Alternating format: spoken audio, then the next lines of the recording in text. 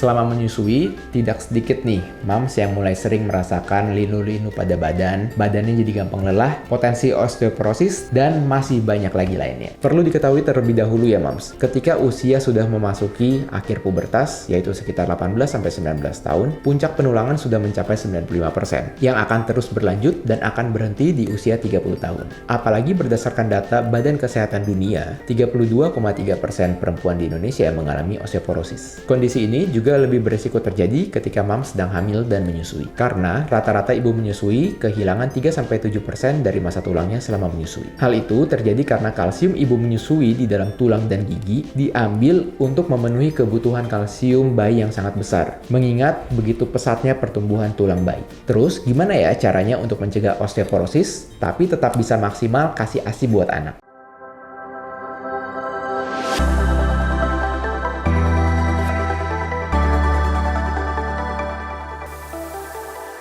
Hai, kembali lagi di channel Dr. Kevin. Apa kabarnya semua? Semoga semua dalam keadaan yang sehat ya. Kali ini saya akan membahas mengenai resiko osteoporosis pada busui dan adakah makanan untuk mencegahnya. Nah, pengen tahu seperti apa? Ikutin terus ya. Tapi seperti biasa, sebelum saya lanjut, buat kalian yang baru pertama kali ketemu dengan channel ini atau yang belum subscribe, ayo cepetan buruan subscribe dulu. Jangan khawatir, subscribe itu gratis. Caranya gampang, tinggal klik tombol subscribe-nya di bawah sini. Dan jangan lupa untuk menyalakan loncengnya, supaya setiap kali ada video baru, kalian langsung dapat notifikasinya. Selama menyusui, tidak sedikit nih moms yang mulai sering merasakan linu-linu pada badannya jadi gampang lelah, potensi osteoporosis, dan masih banyak lagi lainnya. Perlu diketahui terlebih dahulu ya moms, ketika usia sudah memasuki akhir pubertas, yaitu sekitar 18-19 tahun, puncak penulangan sudah mencapai 95%, yang akan terus berlanjut dan akan berhenti di usia 30 tahun. Apalagi berdasarkan data Badan Kesehatan Dunia, 32,3% perempuan di Indonesia mengalami osteoporosis. Kondisi ini juga lebih berisiko terjadi ketika moms sedang hamil dan menyusui. Karena rata-rata ibu menyusui kehilangan 3-7% dari masa tulangnya selama menyusui. Hal itu terjadi karena kalsium ibu menyusui di dalam tulang dan gigi diambil untuk memenuhi kebutuhan kalsium bayi yang sangat besar. Mengingat begitu pesatnya pertumbuhan tulang bayi.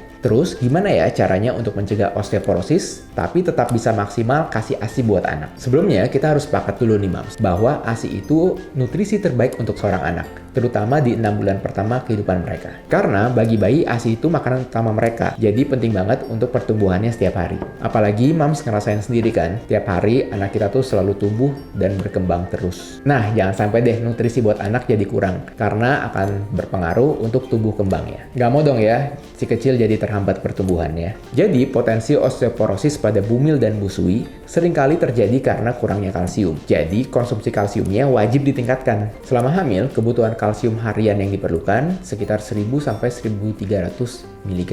Atau setara dengan lebih dari 1 kg sayur-sayuran. Berdasarkan jurnal berikut, penting bagi ibu untuk memenuhi kebutuhan kalsium selama hamil dan menyusui untuk kesehatan tulang ibu, sekaligus menyediakan sumber kalsium untuk janin. Ada beberapa tips yang bisa moms coba untuk memenuhi kebutuhan kalsium dan zat besi harian. Seperti berjemur di bawah sinar matahari, olahraga rutin, mengkonsumsi makanan mengandung kalsium. Moms juga bisa menambahkannya dengan mengkonsumsi vitamin atau suplemen. Selain itu, moms juga bisa mengkonsumsi makanan atau snack yang tinggi kalsium dan zat besi. Contohnya, seperti cookies dengan kandungan nutrisi yang baik untuk jadi komplement tambahan buat penuhi kebutuhan nutrisi harian. Kandungan utamanya ada daun kelor, oatmeal, sama almond yang sudah terkenal kalsium dan zat besinya baik untuk kesehatan tulang. Selain konsumsi yang tinggi kalsium dan zat besi, moms juga harus pastikan cari yang allergen free ya. Seperti cookies ini sudah gluten, egg, dan lactose free. Ini penting loh moms, apalagi sekitar 72% bayi baru lahir memang memiliki lactose intolerance. Jadi jangan sampai deh bayi kita jadi alergi,